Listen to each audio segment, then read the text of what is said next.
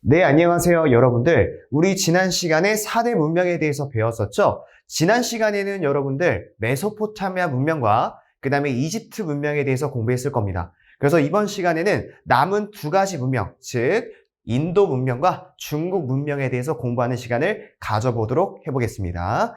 자, 먼저 인도 문명부터 시작할 건데요. 인도 문명을 들어가기 전에 먼저 여러분들 간략하게 제가 지도 설명하면서 설명하는 게 좀 더 나을 것 같습니다. 자, 지난 시간에 여러분들 제가 간략하게 말씀드렸는데 제가 그림을 그렇게 잘 그리지 못하거든요. 그러니까 여러분들 너그러운 마음으로 양해 부탁드리겠습니다. 자, 여러분들 인도 지도를 그려보겠습니다. 자, 이게 바로 어디예요? 인도예요. 자, 인도에는 강이 두 가지의 강이 흐르고 있어요. 자, 인도의 서북부 지방에 흐르는 강이 있거든요. 우린 이 강을 무슨 강이라고 하냐면 여러분들 이게 바로 인더스 강이에요. 인더스 강. 자, 그 다음에 여러분들, 자, 동쪽에, 동북부 지방에 또 흐르는 강이 하나 있으니, 자, 이 강이 바로 무슨 강이냐면, 여러분들, 겐지스 강이라고 있습니다. 자, 무슨 강이라고요? 겐지스 강이 되겠습니다. 자, 이 인도 문명을 설명할 때, 가장 먼저 인도 문명이 탄생한 곳은 겐지스 강에 있는, 지역일까요? 아니면 여러분들, 인더스 강에 있는 지역일까요? 자, 어렵지 않게 여러분들, 인도 문명은 인더스 강에서 시작됐다고 볼 수가 있어요. 자, 이 인더스강 유역에서 형성된 문명, 우린 이것을 가리켜서 다른 말로 인더스 문명이라고도 부르게 합니다. 자, 근데 여러분들 이 인더스 문명에 좀 특이한 점이 있어요. 자, 인더스 문명이 가지고 있는 특이한 점에 대해서 제가 하나씩 알아보는 시간을 가져볼게요. 바로 여러분들 PPT 자를 통해서 알아보겠습니다. 먼저 인도 문명인데요. 자, 인도 문명이란 건 결국 여러분 같은 말이에요. 무슨 문명? 네, 인더스 문명이에요. 인더스 문명과 똑같은 말이고, 자, 이 인더스 문명에 대해서 한번 알아보자고요. 네, 여러분들 인더스강 유역에는 대표적으로 하라파라는 도시와 모헨조다라는 도시가 있습니다. 그러니까 여러분들 이 도시는 반드시 인더스 문명의 포인트가 되는 도시들이니까 암기를 해두셔야 됩니다. 자, 그 다음에 여러분들 이러한 도시들은요 철저하게 계획도시로 지어졌는데요. 대표적으로는 여러분들 공공시설들이 있었고 심지어는 공중 목욕장이 있을 정도로 이 도시가 생각보다 잘 갖춰져 있는 곳이구나 라고 여러분들이 기억을 해두셨으면 좋겠습니다. 그 다음에 인더스 문명 같은 경우는 그림 문자를 사용했어요. 여러분들 이 그림 문자를 좀 더 어려운 말로 무슨 문자라고 할까요? 상형 문자라고 들어보셨나요? 자, 그래서 여러분들 이 그림 문자의 동의어는 상형 문자가 됩니다. 아, 문자긴 문자인데 그림을 본떠서 만든 문자가 상형 문자가 되겠구나. 이 사실을 여러분들이 기억을 해두셨으면 좋겠습니다. 자, 그 다음에 여기 카스트 제도가 있는데요. 이 카스트 제도에 대한 설명을 하기 전에 제가 간략하게 좀 스토리텔링으로 설명을 해드리는 게 좋을 것 같아요. 자, 무슨 말이냐면 자, 여러분들 인더스강의 최초의 인더스 문명이 만들어졌어요. 이 원주민들이 만들었던 인더스 문명은 나름대로 계획도시를 짓고 상형 문자도 사용하고 공공시설도 만들 정도의 고도로 발달된 문명이었습니다. 근데 여러분들 기원전 1500년경이 되면요 외부인들이 쳐들어오게 돼요. 이 외부인들이 뭐냐면 자 인도 문명 기준으로 서북부 지방에 지금의 아프가니스탄 지방이거든요. 이 지방에 새로운 민족, 외부 민족이었던 이 아리아인이라는 새로운 민족이 이 원주민들이 만들었던 인더스 문명을 침략하게 됩니다. 네, 여기에 더불어서 이 아리아인은요, 인더스강 유역뿐만 아니라 기원전 1000년경이 되면 약 500년 정도가 지나면 심지어는 겐지스강 유역까지 진출하는 모습들을 보여주게 됩니다. 자, 쌤이 이 얘기를 왜 하는 거냐면 이 아리아인들이 인더스 문명을 침략하는 과정 속에서 인더스 문명에 살고 있는 원주민들을 지배하기 위해서 만들었던 하나의 신분 제도가 있었습니다. 우린 그러한 신분 제도를 바로 무슨 제도로 합니까? 들어보셨을 겁니다. 이게 바로 뭐예요? 카스트 제도가 되는 거예요. 아시겠습니까, 여러분들? 자, 이 카스트 제도는 제가 간략하게 좀 설명을 드려야 될 것 같아요. 자, 따로 빼서 제가 설명을 드릴게요. 카스트 제도는 여러분들 크게 신분 제도로 나뉠 수가 있는데요. 간략하게 제가 설명드릴게요. 자, 크게 세 가지의 부류로 나뉠 수가 있습니다. 첫 번째는 최상위권의 계층, 바로 브라만이 되겠고요. 이 브라만이라는 계층은 자, 지배인으로서 어떻습니까? 철저하게 종교나 제사장의 역할을 담당했던 게 이 브라만 계층이 되겠고요. 두 번째 계층은 바로 여러분들 이름이 좀 길어요. 크샤 트리아가 되겠습니다. 이 크샤트리아 계층은 왕족이나 귀족들로 이루어져 있었고 바로 이 카스트 제도의 대표적인 지배계층이 되겠습니다. 자, 그러면 지배계층이 아닌 이제 피지배계층에 대해서 알아볼 건데, 자, 세 번째입니다. 자, 이 인도 문명의 대다수를 차지하고 있는 인구 구성 비율 바로 누굽니까? 평민층이었던 바이샤가 되겠습니다. 바이샤가 있고요. 자, 마지막 이 계층은요 거의 사람 대접을 받지 못했어요. 제일 밑에 있는 하위 계층, 바로 천민으로 일컬어지는 수드라가 되겠습니다. 자, 이처럼 여러분들, 자, 이 인더스 문명에서는 아리아인족의 침략 이후에 새롭게 등장한 이 카스트 제도 덕분에 완전하게 사회가 엄격히 구분되는 사회로 발전되었다는 것을 여러분들이 암기해 두셨으면 좋겠습니다. 자, 그 다음에 여러분 마지막으로 볼 건데요. 이 브라만교입니다. 브라만교는 여러분들 이미 배웠을 거예요. 제일 상층 계층에 있는 이 브라만인들이 만든 종교가 이 브라만교입니다. 자, 이 브라만교는 결국 누구를 위했다고 볼 수 있겠죠? 자, 이 브라만교는 하류층을 위해서였을까요? 상류층을 위해서였을까요? 철저하게 좀 더 상류층을 위한 종교로서 발전했다라는 것을 여러분들이 기억해 두셨으면 좋겠습니다. 여러분들 이렇게 진행을 해서 우리가 인더스 문명, 즉 인도 문명에 대해서 간략하게 알아봤습니다. 네, 이제 여러분들 이어서 중국 문명을 하고 마무리를 짓겠는데요. 자, 한번 중국 문명 들어가 보겠습니다. 자, 이제부터는 판서 중심으로 갈 거니까 여러분들이 잘 따라와 주시기 바랍니다. 중국 문명. 자, 여러분들 중국 문명은 크게 왕조별로 여러분들이 다가가실 필요성이 있어요. 이것 또한 여러분들이 스토리텔링으로 알아두시는 게 좋은데, 자, 중국 최초의 문명은 바로 뭘까요? 여기에 대해서는 아직까지도 정확하게 밝혀진 바가 없어요. 일단 교육과정에서는 거의 삭제가 됐는데 저는 혹시나 모르니까 말씀을 드릴게요. 자, 중국 최초의 문명으로 보기에는 힘들지만 여러분들 알아두시면 좋습니다. 혹시나 모르니까요. 하나라가 있습니다. 이 하나라는요, 기록상의 왕조예요. 기록상의 왕조이긴 하지만 실제로 하나라가 존재했다고 발견될 수 있는 여러 가지 유물이나 유적들은 단 한 건도 발견되지 않았습니다. 그래서 하나라는 지금 공식적으로 교육과정 속에서는 넣지 않는 분위기입니다.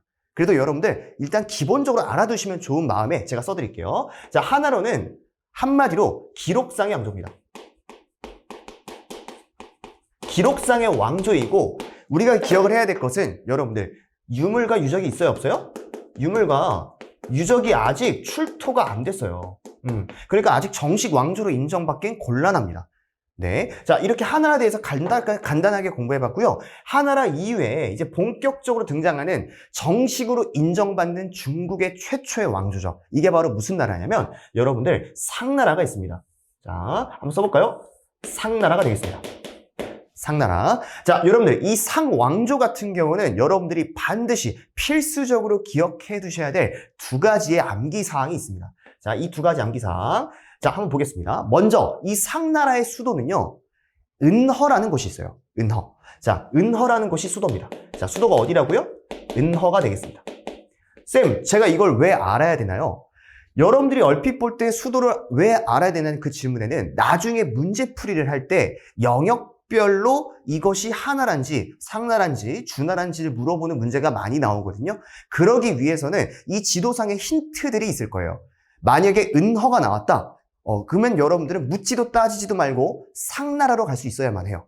알겠죠, 여러분들? 반드시 기억해 두세요. 자, 그리고 수도가 은허라는 점을 미루어 봤을 때 예전에는 이 상나라를 또 다른 말로 수도가 은허니까 앞글자를 따서 은나라라고 부르기도 합니다. 네. 근데 사실상 지금은 상나라가 굳어졌지만 혹시나 모르니까 사실을 기억해 두시기 바랍니다. 자, 그 다음에 상나라의 가장 큰 포인트죠. 상나라 때부터는요, 자, 최근에 여러분들 이 문자가 발견이 돼요. 약 100년 전이거든요. 자, 이 문자가 바로 뭐냐면 거북이 등껍질에 하나의 상형 문자가 발견된 거예요. 자, 근데 이 상형 문자를 보고 이게 상나라 시대 때 있었던 기록이구나 라고 우리가 추측할 수 있었어요. 이게 바로 거북이 등껍질에 쓰였던 문자, 바로 무슨 문자? 갑골 문자가 되겠습니다, 여러분들. 자, 써볼게요. 무슨 문자? 갑골 문자. 자, 그럼 여러분들 이 갑골 문자를 통해서 우리가 추측할 수 있는 게 두 가지가 있어요. 자, 하단 이 두 가지를 기억해 볼 건데요. 첫 번째는요, 이 갑골 문자는 사실상 중국인들이 쓰고 있는 한자, 이 한자의 원형이 됐다고 볼 수가 있겠죠. 자, 그래서 이 갑골 문자가 가지고 있는 의미는, 자, 중국인들이 쓰고 있는 한자에 기원이 되었다는 사실을 여러분들이 반드시 기억해 두시고요. 그 다음에 여러분들 최고 난이도가 되겠습니다. 제가 다른 색깔 펜을 들었다는 거는 빨간색은 노란색보다 좀 더 중요하다는 얘기예요. 자, 무슨 말이냐면 갑골 문자를 사용했을 때 이 갑골 문자의 내용을 막상 현대인들이 해독을 해봤어요. 해독을 해보니까 해독 결과 흥미로운 결과가 나타났어요. 왕이 직접 점을 쳐서 국가의 중대사를 결정하도록 한 거예요. 예를 들어서 몇 날 며칠 날은 사냥을 나가도 되겠습니까? 몇 날 며칠 날에는 뭘 해도 되겠습니까? 라면서 신에게 묻고 있는 거죠. 자, 이런 것들을 통해서 현대인들은 생각을 하게 된 거예요. 아, 갑골 문자를 통해서 우리가 추측할 수 있는 거, 당시의 왕은 종교의 제사장의 역할도 같이 하고 있었구나. 우린 여러분들 이걸 어려운 말로 재정일치사회라고 합니다. 자, 써볼까요, 여러분들? 일단 써보세요. 자, 재정일치사회라고 합니다. 자, 그럼 여러분들 재정일치의 뜻을 제가 알려드릴게요. 자, 앞에 있는 제자는 무슨 제냐면 제사할 때 제예요. 여기까지 이해하셨나요? 그러면 제의 뜻은 결국 뭐예요? 네, 종교의 뜻이에요, 종교. 그러면 여러분들 뒤에 있는 정의 뜻은 뭘까요? 정치라는 뜻이에요. 아, 느낌 잡으셨나요? 그러면은 지금 보시면 여러분들 재정일치사회라는 말의 뜻이 뭐냐면 종교의 제사장의 역할과 그 다음에 정치적인 지배자의 역할이 같이 했다는 거예요? 아니면 분리됐다는 거예요? 일치라는 건 같이 했다는 거예요. 그 말은 뭐냐면 왕이 곧 정치의 지배자이기도 하지만 종교적인 제사장의 역할도 같이 했다고 볼 수 있는 거죠. 여기까지 기억을 하셨습니까? 재정일치사회를 여러분들이 반드시 기억해 두셨으면 좋겠습니다. 이렇게 간단히 하게 되면은 여러분 은나라까지 끝나게 됐고요. 그 다음에 이어서 마지막 나라 한번 가보겠습니다. 그 나라가 바로 여러분들 주나라가 됩니다. 자, 무슨 나라라고요? 주나라. 자, 주나라에 대해서 한번 공부해 보겠습니다. 자, 상나라 말기가 되면은 자, 굉장히 사회가 혼란스러워졌습니다. 그 결과로 새로운 국가가 등장했는데 이 국가가 바로 주나라거든요. 이 주나라는 좀 그 이전에 있었던 통치 방식이 완전히 다릅니다. 자, 그 방식에 대해서 제가 일단 하나씩 알려드릴게요. 주나라의 수도는 여러분들이 알고 계시면 굉장히 좋습니다. 바로 호경이라는 곳이 있어요. 호경이라는 곳입니다. 이 호경이라는 곳이 주나라의 수도였고 이 주나라에 좀 특이한 점이 있다면 정치 체제가 이때부터 변하게 돼요. 이 체제를 가리켜서 우리 뭐라고 하냐면 여러분들 봉건제라고 해요. 자, 무슨 제라고요? 봉건제. 자, 이 봉건제라는 것은 무슨 말이냐면 제가 쉽게 예시를 써드릴 테니까 한번 여러분들이 이해를 해보세요. 예를 들어서 봉건제는 왕이 있고 뭐 황제가 될 수도 있고요. 왕이 있고 여러분들 제후가 있어요. 그러면은 제후는 왕에게 충성을 다하는 거예요. 뭐 하는 거라고요? 충성을 다합니다. 여기서 말하는 충성은 왕이 위급한 일이 있을 때, 군사적인 도움이 필요할 때 기꺼이 제후가 왕에게 충성을 다하는 겁니다. 군사적인 의무를 다한다고 볼 수 있겠죠. 자, 반면에 왕은 이런 제후가 충성을 바쳤기 때문에 공짜로 해결됩니까? 여러분들 세상에는 공짜가 없어요. 그러면 왕은 제후에게 반대로 뭘 주게 되냐면 토지를 하사하는 거예요. 근데 여러분 이 토지를 하사하는 것을 괜히 어려운 말로 자 뭐라고 합니까? 봉토라고도 합니다. 그러니까 이 봉토의 의미는 뭐예요? 토지라는 말과 똑같은 말이에요. 이것이 바로 여러분들 봉건제입니다. 즉 봉건제는 왕이 살고 있는 수도만 직접적으로 다스리고 이 제후는 왕이 살고 있지 않는 지방 지역을 독자적으로 다스리는 정치 체제를 봉건제라고 하는 거예요. 그럼 여러분들 제가 말로만 여쭤볼게요. 봉건제는 왕권이 강하다고 볼 수 있을까요? 약하다고 볼 수 있을까요? 중앙 집권 제도에 비해서요.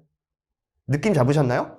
봉건제도는 나중에 배우겠지만 군현제에 비해서 왕권이 훨씬 더 약한 구조입니다. 이 사실을 여러분들이 기억을 해두셨으면 좋겠어요. 제가 감히 말씀드릴게요. 자, 왕권이 강한 느낌은 아니라는 거예요. 이렇게 기억을 해두시면 좋을 것 같아요. 자, 이렇게 해서 봉건제가 기초가 되고요. 하나 더 있습니다. 주나라 시대의 봉건제의 특징은 여러분들이 반드시 기억해 두셔야 되는데, 자, 주나라 시대의 봉건제도는 왕의 친한 친척들에게 제후를 임명합니다. 그 말은 무슨 말이냐? 뭐 왕의 사촌 동생이라든지 왕의 육촌 동생이라든지 여러 친척들에게 자기의 제후로 봉하게 되는 거예요. 자, 이런 관계가 굉장히 끈끈하겠죠? 우린 이러한 끈끈한 관계를 무슨 적이라고 할까요? 친척 간의 유대 관계, 바로 혈연적이라고 합니다. 그래서 여러분들 이 봉건제를 다른 말로 뭐라고 하냐면 주나라의 봉건제를 혈연적 봉건제라고도 합니다. 여러분들이 반드시 이 사실을 기억해 두셔야만 나중에 문제 풀 때 요긴하게 쓰실 수 있습니다. 네, 그리고 여러분들 마지막으로 제가 여러분들이 좀 강조하고 싶은 게 있는데요. 자, 이 주나라 같은 경우는 왕이라는 군주가 하늘의 명령을 받았다고 하는 새로운 것들을 알아줘야 돼요. 하늘이 나에게 명령을 내렸기 때문에 내가 군주가 될 수 있는 것이다 라고 이야기할 수 있는 천명사상이 뜨게 됩니다. 이거 좀 알아두셨으면 좋겠어요. 자, 천명이 뭐냐면 말 그대로 뭡니까? 하늘천이에요. 하늘이 내린 명령인 거예요. 내가 지금 너희들을 다스리는 건 하늘이 나에게 시켰어. 그러니까 내가 군주가 되는 것은 당연한 거야. 이게 바로 천명사상이 되겠습니다. 그러니까 어떻게 보면은 군주의 지배권을 정당화시켰다고 볼 수 있는 이론적인 근거가 바로 천명사상이 되겠죠. 여기까지 여러분들이 기억을 해두시면은 중국 문명 상나라, 그 다음에 주나라, 그 다음에 여러분 기록상의 왕조인 하나라까지 다 끝냈다고 볼 수가 있습니다. 자, 마지막으로 제가 간략하게 지도 설명을 좀 드릴게요. 제가 판서로 일단 그려드릴 건데 먼저 여러분들 반드시 이 사실을 기억해 두셔야 돼요. 자, 제가 중국 지도를 그릴 건데 필기를 정말 잘해 두셔야 될 것 같아요. 앞으로 중국사를 공부할 때는 이 지역 명칭에 대해서 여러분들이 잘 기억해 두셔야 돼요. 첫 번째, 자, 중국에서는 크게 흐르는 강이 두 가지가 있어요. 첫 번째는 남쪽에 흐르는 강이 있고 그 다음에 상대적으로 북쪽에 흐르는 강이 있어요. 자, 그러면 여기 남쪽에 흐르는 강을 우리 무슨 강이라고 하냐면 여러분들 학교 교과서마다 다른데 보통은 이 강을 창장강이라고 합니다. 다른 말로 여러분들 많이 들어보셨을 겁니다. 양쯔강, 양자강이라고 하는데요. 같은 말입니다. 즉, 이 창장강 기준의 이남 지역, 남쪽에 있는 지역을 우리는 이제 무슨 지역이라고 합니다? 강남지방이라고 합니다. 이 사실 반드시 기억해 두셔야 돼요. 자, 그 다음에 이 강, 중국 문명의 가장 첫 번째로 태동했던 이 강이 바로 무슨 강이에요, 여러분들? 황허강이에요. 그럼 여러분들 이 황허강 이북 지역을 우리 이제 뭐라고 하는 거예요? 황허강 위쪽이라고 해서 우리는 이 지역을 화북지방이라고 하는 겁니다. 이렇게 여러분들이 기억해 두셨으면 좋겠습니다. 자, 그러면 이제 색깔 펜으로 제가 설명을 드릴 건데 잘 보세요. 그러면 상나라의 영역권과 주나라의 영역권이 어떻게 다른지 제가 설명해 드릴게요. 먼저 노란색으로 표시를 한 지역이 이 지역을 여러분들 상나라라고 가정해 볼게요. 실제로 문제가 나올 땐 상나라라고 친절하게 표기가 안 될 겁니다. 가나 나로 나올 거예요. 그러면 여러분들 이것이 상나라를 어떻게 아냐? 먼저 상나라랑 주나라랑 비교했을 때는 주나라가 상나라보다 훨씬 더 면적이 큽니다. 그리고 만약 그거조차도 기억이 안 난다면 상나라의 수도는 쌤이 뭐라고 했어요? 은으로 시작하는 수도 기억나십니까? 은허라고 했죠? 그렇죠. 그러니까 여기에 힌트에 은허라고 문제에서 제시가 될 거예요. 그러면 여러분들은 어렵지 않게 은허가 나온 순간 이 노란색 지역은 상나라구나 라고 여러분들이 추론할 수 있어야 돼요. 그 다음 마지막으로 보겠습니다. 자, 주나라의 영역은 상나라보다 아까 제가 말씀드렸다시피 훨씬 크다고 했죠. 그래서 지역이 여기까지 차지하는 모습들을 보여줘요. 그 다음에 이 빨간색 영역을 제가 이제 주나라라고 했는데 이 주나라의 수도가 어디라고 했죠? 여러분 은허가 아니라 호자로 시작하는 도시 호경이라고 했죠? 네, 이 호경이라는 도시가 바로 이 지역입니다. 이 지역이 바로 호경이 되겠습니다. 자, 그러면 여러분들 상나라랑 주나라에 여러분들 지도 문제가 나왔을 때 헷갈리지 않을 겁니다. 그리고 정식적인 명칭까지도 기억해 두시고요. 자, 그 다음에 여러분 다음 시간에 여러분 춘추 전국 시대에 대해서 공부할 예정인데요. 미리 말씀드릴게요. 주나라 말기가 되면은 사회가 또 혼란스러워져요. 왜 혼란스러워지냐면 여러분들 이 주나라 기준으로 봤을 때 북쪽에 유목민족이 있었어요. 이 북쪽의 유목민족 아이들이 주나라를 괴롭히기 시작해요. 침공하기 시작해요. 그래서 이 주나라 황실의 힘이 약해지고 이 주나라 황실의 힘이 약해진 것과 동시에 수도인 호경에서 나라를 옮기게 됩니다. 수도를. 그래서 어디로 옮기냐면 나급이라는 곳으로 옮기면서 본격적으로 주황실의 권위가 약화되면서 새로운 제국들이 나라를 만들게 되는 거예요. 그게 바로 춘추 전국시대가 되겠습니다. 일단 가볍게 여기까지 제가 설명드렸고요. 다음 시간에 춘추 전국시대 할 때 다시 한번 세세하게 알아보는 시간을 가져보도록 해보겠습니다. 자, 그럼 이제 여러분들 간단하게 마지막으로 문제 풀고 이번 시간을 마무리해 보겠습니다. 첫 번째 문제 한번 보시죠. 자, 인도 문명에 대한 설명으로 옳은 것이 아니라 옳지 않은 것입니다. 여러분들. 자, 하나씩 볼게요. 옳지 않은 것. 1번. 하나파나 모헨조다라와 같은 도시들이 있었대요. 아까 첫 번째 할 때 배웠었죠? 이거 맞는 말, 틀린 말? 당연히 맞는 말이죠. 그렇죠? 자, 두 번째 보겠습니다. 아리아인이 원주민들을 지배하기 위해서 카스트 제도를 만들었다. 이거 역시 맞는 말이죠. 원주민들을 지배하기 위해서 어떻습니까? 신분 제도를 만들었다고 제가 아까 설명드렸죠? 자, 3번 보겠습니다. 기원전 1500년경 아리아인이 인더스강 유역에 진출했다. 맞습니까? 여러분들 인더스강 침략한 게 먼저예요? 겐지스강이 먼저예요? 먼저 인더스강 침략해주고 그 다음에 기원전 1000년경에 겐지스강까지 진출했다고 제가 말씀드렸죠? 그러니까 이 3번도 맞는 이야기죠. 그러니까 정답이 될 수 없겠죠? 4번 보겠습니다. 도시 중심에는 목욕장과 같은 여러 가지 공공시설들이 존재했다.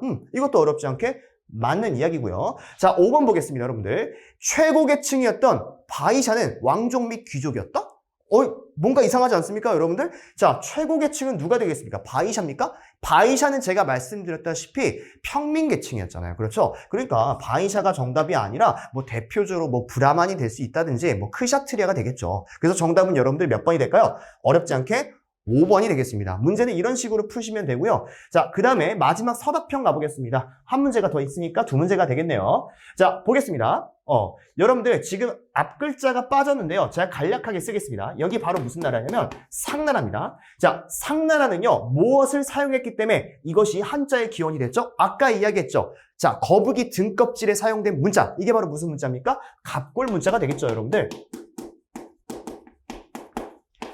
그러니까 여러분들 어렵지 않게 이제 이런 거를 맞출 수 있는 겁니다. 정답은 갑골 문자가 되겠고요. 자, 그 다음 마지막 문제 보겠습니다. 자, 주나라입니다. 주나라는 봉건제를 실시했을까? 군현제를 실시했을까? 어쨌든 이것을 실시해서 왕과 제후 사이에 혈연적인 관계를 공고히 했다. 뭐 단단히 했다고 볼 수 있겠네요. 그럼 여러분들 주나라는 봉건제였어요? 군현제였어요?